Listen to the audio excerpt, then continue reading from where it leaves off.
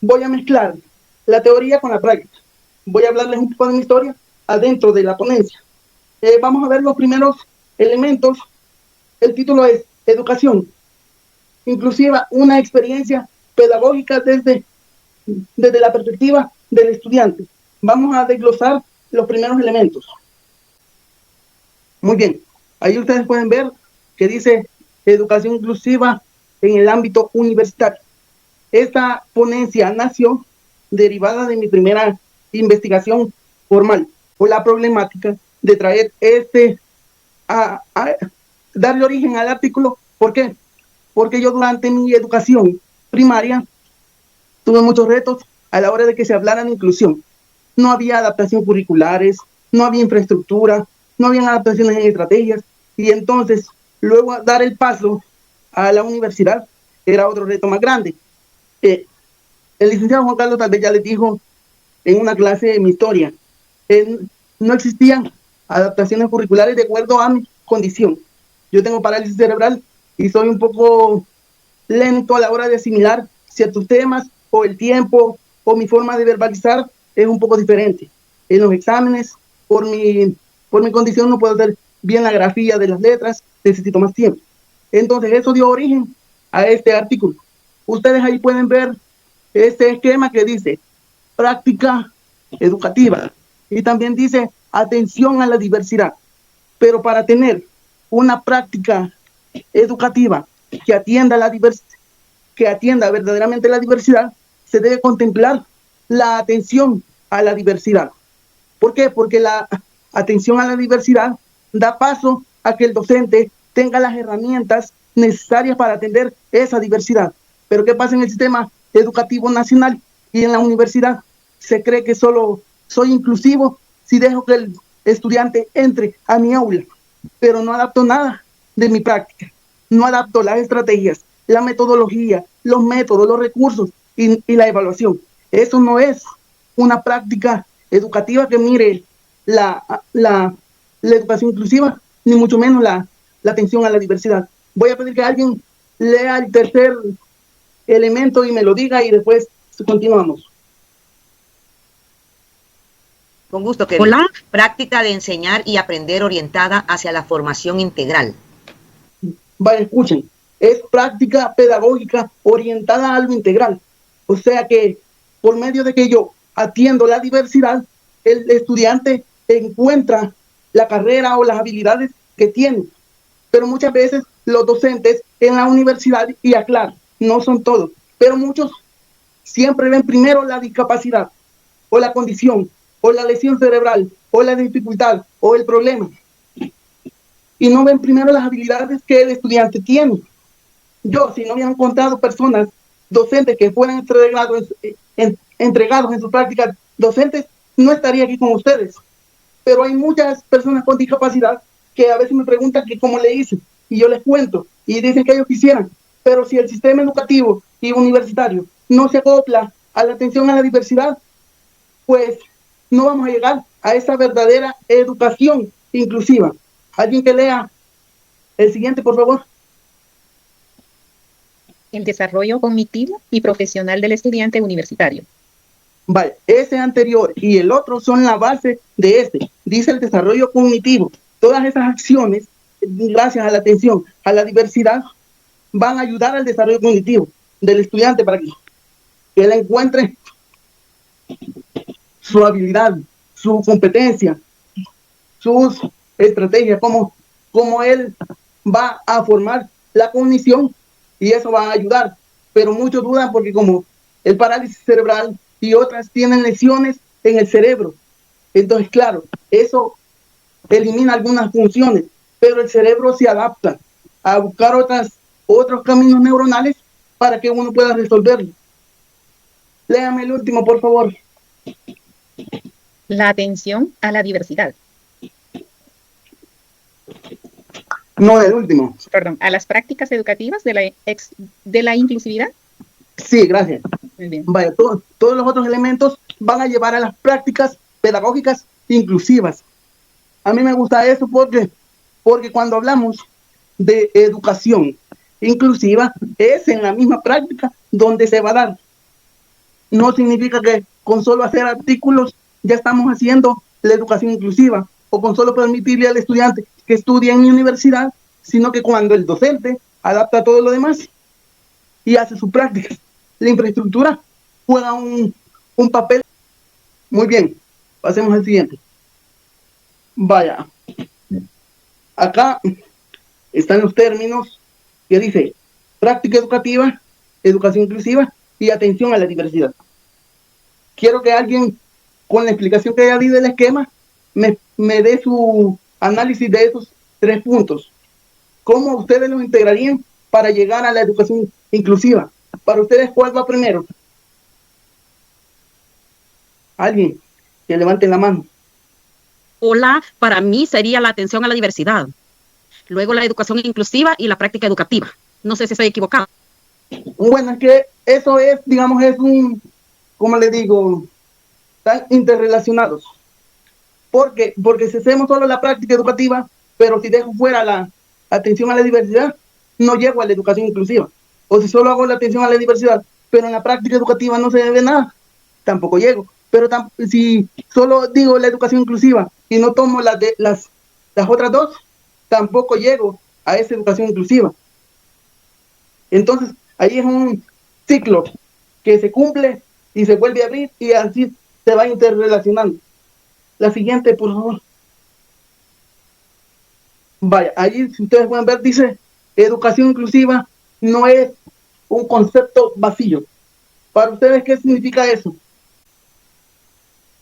Pienso, licenciado, de que en el seno de la educación hay un porqué, hay un para qué, y que indudablemente quizás no es que sea un término vacío, sino que tal vez sea un término descuidado, en el sentido de que a nuestras aulas llegan muchas personas que tienen una discapacidad, pero el sistema solo toma en cuenta, en su gran mayoría y en la práctica, a todo aquel que entre comillas le llamamos estudiante que no tiene ningún tipo de dificultad. Entonces volvemos nuestra mirada hacia un solo enfoque y dejamos en el olvido que hay muchos estudiantes que tienen discapacidades que se deben de atender. Por eso, más que vacío, pienso que es un término olvidado, licenciado. Muy bien, vaya. De acuerdo con su opinión, mi artículo tiene la razón. ¿Por qué? Porque en muchas ocasiones la educación inclusiva se ha vuelto algo popular, de un tema de qué hablar, o de la atención a la diversidad. Pero mis amigos con discapacidad y las personas que conozco, y yo mismo lo sé, sabemos de que no estamos en una educación inclusiva en realidad.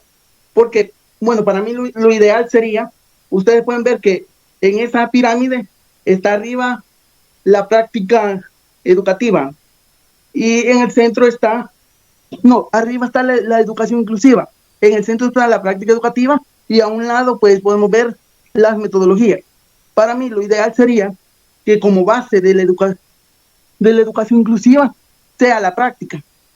¿Por qué? Un caso hipotético y tal vez sea mi caso. Una profesora me dijo ya cuando estaba por salir del 9º grado, le dijo a mi madre enfrente de mí de que yo solo me quedara con la escuela porque en el bachillerato no iba a poder. Y era profesora que me había enseñado a mí. Pero yo gracias a Dios y al apoyo de mi familia, no me detuve en sus palabras. Sí, claro, tuve retos que sobrellevar, pero para mí lo ideal sería que un docente tiene que apoyar a su estudiante. Tal vez no llegue a un título universitario, pero va a encontrar qué hacer en la vida, su forma de aportar. Y con las personas que yo hablo a veces me molesta un poco porque ellos dicen que no todos podemos llegar a una carrera universitaria, pero ahí estamos excluyendo a la persona. Lo mejor sería que si tengo estudiantes con discapacidad o con trastornos de neuroaprendizaje, yo desde mi práctica haga las adaptaciones precisas para ayudarles. Y allí pues estoy sosteniendo la educación inclusiva. Pero si yo no hago desde mi práctica, no adapto las metodologías, los recursos, los métodos, las técnicas y la evaluación, entonces no estoy apoyando la educación inclusiva. Y entonces ese tema se vuelve como popular, solo como un concepto nada más, que yo lo apoyo solo porque las masas lo apoyan, pero no es que realmente lo sientan. Solo la apoyamos por moda, pero no nos gusta entenderla realmente o practicarla, porque lo mejor sería que desde mi práctica yo le dé las herramientas al estudiante. Yo sé que por la burocracia, que hay que hacer papeleo y que hay que presentar las planeaciones, todo lo que hay que presentar, a veces no queda tiempo, pero hay recursos de cómo tomar mano. Hay el internet, puedo ver videos para adaptar mi práctica y así llegar a las metodologías y a la formación que nos importa, la del estudiante. Llegue a la universidad o no, pero yo ya le di las herramientas, ya se lo di en lo básico, y si llega a la universidad, pues la universidad tiene que estar lista para recibirlo y darle todo el apoyo para que él encuentre su vocación. La siguiente, práctica educativa no solo es adecuación curricular. Aunque no sea solo adecuación curricular, la adecuación curricular tiene mucho que ver, pero también allí entra el elemento de la infraestructura. ¿Por qué? ¿Por qué puse yo la infraestructura? Porque en la universidad yo tenía clases planta de arriba. Entonces en mi primer día, como no me conocía a nadie, tardé en llegar arriba a la clase. ¿Qué hizo el docente? No me dejó entrar. Me dijo que no me iba a dejar entrar porque no me podía tratar diferente, porque los demás iban a hablar. Y también de que de eso se trataba, incluir, que me tenía que tratar como los demás.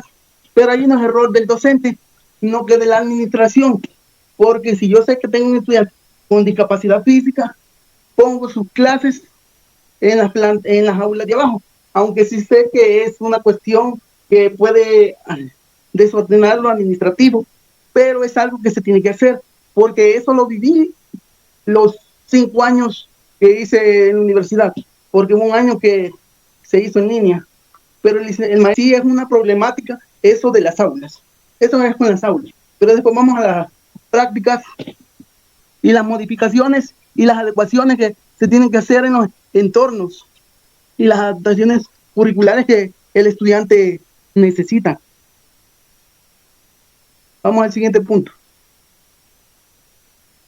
Bueno, aquí están 2 elementos que dice adecuaciones curriculares para estudiantes con discapacidad en la Facultad Multidisciplinaria de Occidente. Bueno, en este punto yo quiero decir algo. En docentes que tuve, ninguno hizo adaptaciones curriculares. Pero en esto de las adaptaciones curriculares están las significativas y no significativas. Entonces, yo creo que algunos sí hizo una significativa, pero no muy profunda. ¿Por qué? Porque en mi primer examen, como era mi primera vez, yo no estaba todavía adaptado al ambiente, me dieron mi examen y yo empecé a hacerlo. Entonces, por lo que les mencionaba de mi condición en las manos, soy más lento para escribir. Entonces se me acabó el tiempo y el docente me retiró el examen. Entonces eso afectó la nota. No porque yo no supiera las respuestas, sino porque me fue retirado el examen. Pero sí, eso. Otro ejemplo en la evaluación es que, bueno, después, con el tiempo, algunos docentes dejaban que mi madre me apoyara en escribir la respuesta que yo le dijera. Entonces, para ese ciclo el docente era nuevo, que tenía a su cargo la carrera. Entonces, en ese momento mi madre iba a ir a hacer un mandado. Entonces le dijo un compañero, licenciado, disculpe, yo puedo ayudarle a Kevin porque la mamá de él no va a estar. No, le dijo, él de último lo va a hacer. Y usted, Kevin, me dio el examen. Me lo iba haciendo oral y él respondiendo a por mí. Y me dijo, sí estudiaste, me dijo. Y me saqué 9 en ese examen. Me saqué 9. Fíjense que esto tiene un componente. ¿Por qué? Porque la parálisis cerebral, nosotros no podemos modular nuestro tono. Entonces yo no puedo ni dar copia ni pedir. Porque si yo doy copia, me tardo en hablar. Y si pido, me tardo en escribir. Entonces yo estudiaba a las que me acordaba. Si no me acordaba, pues, mi modo, así se quedaba. Pero, ¿qué les digo? El profesor siempre se fija en la etiqueta. Y en parte, pues, le doy razón porque no me conocen. Pero ahora que yo estoy de este lado, de la docencia, entiendo que eso no se debe hacer. No se debe hacer. Educación inclusiva desde la práctica no se ve. Porque ustedes tal vez no me pudieran creer si fuera una persona convencional el que les está hablando. pero es una persona con discapacidad y que sabe lo que pasa.